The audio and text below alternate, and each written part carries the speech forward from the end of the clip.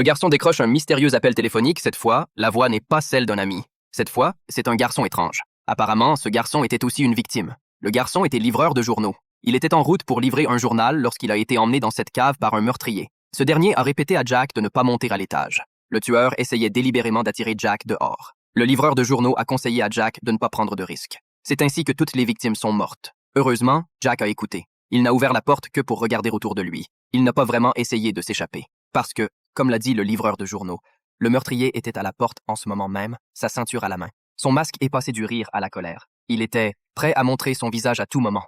Jack se retire dans sa chambre pour manger. Un peu plus tard, la cloche retentit. C'était le livreur de journaux. Il dit à Jack qu'il a caché un câble dans l'espace entre le mur d'en face et le carrelage, et le mur opposé.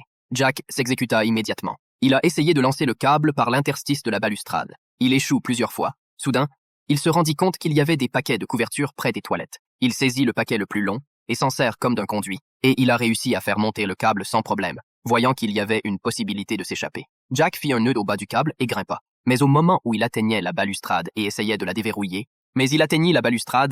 d'ouvrir la serrure, et il retomba avec lui. Il semble que ce chemin ne soit pas possible. Jack a dû continuer à creuser et rester à l'affût des meurtriers.